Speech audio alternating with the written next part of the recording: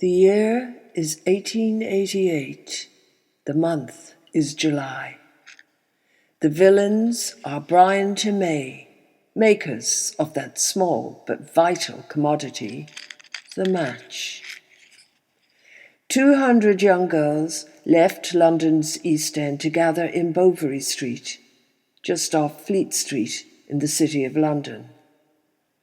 They were there to protest at the sacking of 3 of their colleagues, accused of telling lies to the radical journalist Annie Besant. Annie had waited at the factory gates in Bow one day and persuaded the young working girls to speak of their conditions in the factory. Brian and May, despite their huge profits from the toil of the working girls, cynically paid them a pittance and had them working in the most deplorable conditions.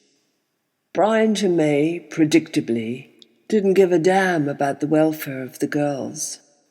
All that motivated and interested them was profit and profit and more profit. Annie Besant not only supported the girls in their struggle, she also organized them. It began with 200 young girls refusing to work for their pitiful wages and their horrible conditions.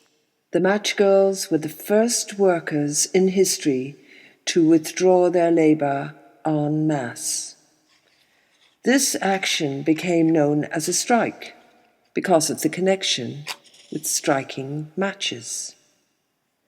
The battle was now between the mighty giants, Bryant and May, and 200 defenseless young women, with Annie Besant in the middle, trying to help, organize, and defend them. And she was bold and effective in her methods. Various large marches were organized by her, some ending in conflict with the police. But she persisted on gathering support from different quarters, and funds were now donated towards the strike. Struggle went on for 3 weeks, organized from newly set up headquarters in Bow, until finally the Goliath of Brian to May were brought down to their knees and made to concede to the demands of the young girls, some as young as 12 and 15 years.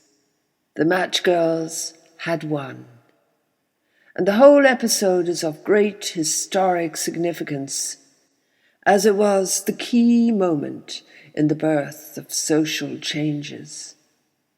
The forming of the Matchmakers' Union was to be the beginning of the trade union movement. And it's all because of the match girls, their matches, their strike, encouraged by Annie Besant. And it's also due to them that we now have the term that we have come to know as going on strike. It all began with women.